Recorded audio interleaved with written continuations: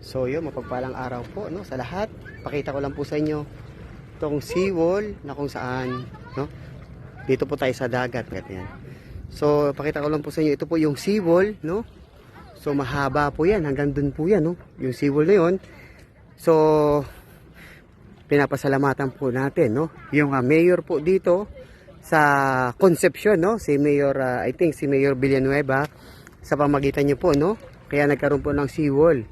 So actually po, no, ito rin po yung dati ko pong pangarap, no, na actually pinagdasal ko pa po sa Diyos. Yan, ipinagdasal ko pa po sa Diyos.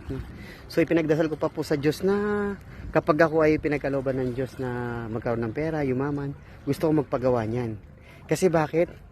Kasi nung time na yon, na nung I think year 20, parang ano na parang I think 4 to 5 years na ata nakalipas, no.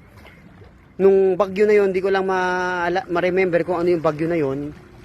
Talagang yung tubig ng dagat nung time na bumagyo, inabot po doon, no. Sa kalsada, yung tubig, no, umapaw talaga yung tubig ng dagat. So napunta po doon sa kalsada.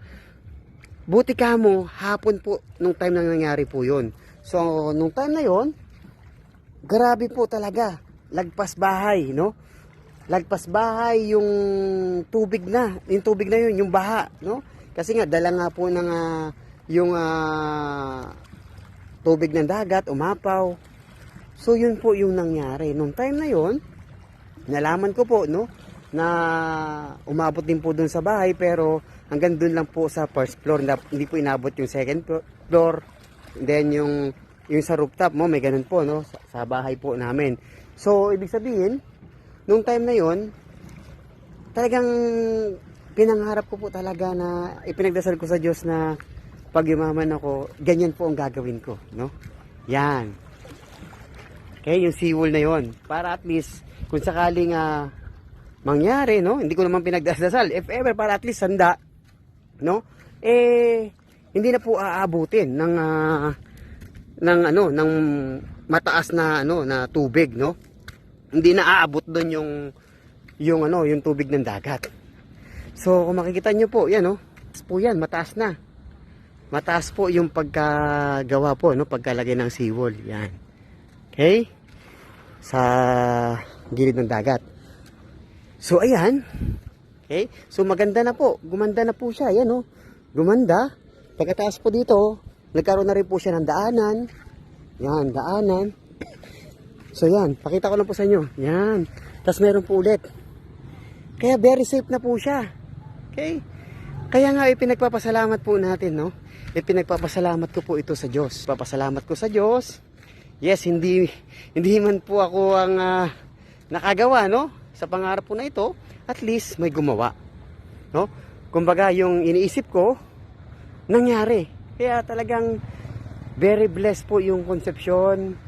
Talagang malaking pasasalamat ko sa Diyos, and of course sa Mayor, kay Mayor Villanueva, na kung saan sa pamagitan niya, siya po yung naging instrumento.